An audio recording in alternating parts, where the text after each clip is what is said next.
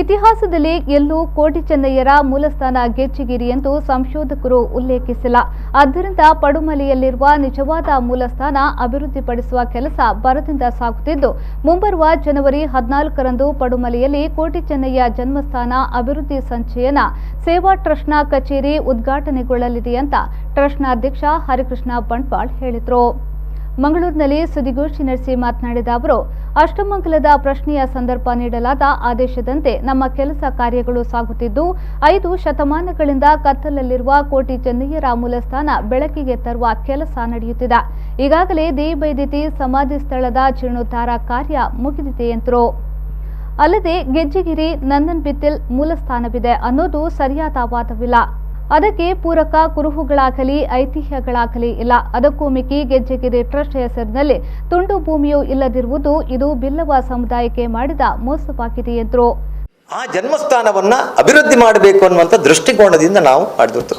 ಬೇರೆ ಯಾವ್ದು ಕೋಟಿ ಚೆನ್ನಯ್ಯರ ಗರಡಿ ಒಂದಲ್ಲ, 280 ಗರಡಿಗಳಿದೆ.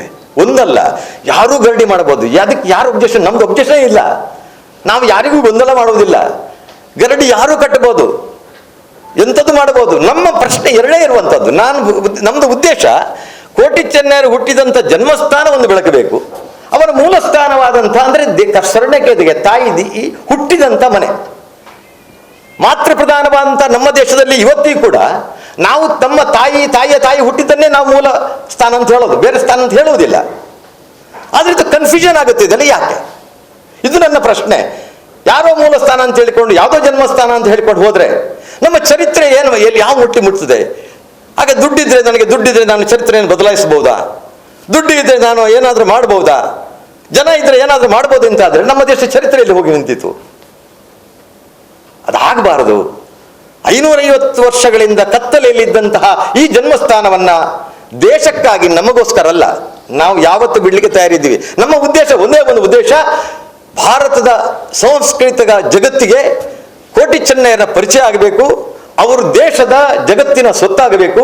ಅವರು ಯಾವುದೇ ಒಂದು ರಾಜಕೀಯ ಪಕ್ಷದ ಸೊತ್ತಾಗಬಾರದು, ಯಾವುದೇ ಜಾತಿಯ ಸೊತ್ತಾಗಬಾರದು, ಯಾರದೇ ದುಡ್ಡಿನ ಸೊತ್ತಾಗಬಾರದು, ಅಥವಾ ಯಾವುದೇ ಒಂದು ಸಮುದಾಯದ ಸೊತ್ತಾಗಬಾರದು. ಬದಲು ಈ ದೇಶದ ಸತ್ಯ, ನ್ಯಾಯ, ಧರ್ಮದ ಸಂಕೇತವಾಗಿ ಅವರು ಈ ದೇಶಕ್ಕೆ ಜನರಿಗೆ ಪರಿಚಯ ಆಗಬೇಕು ಅನ್ನೋಂಥ ಒಂದೇ ಒಂದು ಕಾರಣದಿಂದ ನಾವು ಜನ್ಮಸ್ಥಾನದ ಅಭಿವೃದ್ಧಿಗೆ ಇಳಿದಿದ್ದೀವಿ.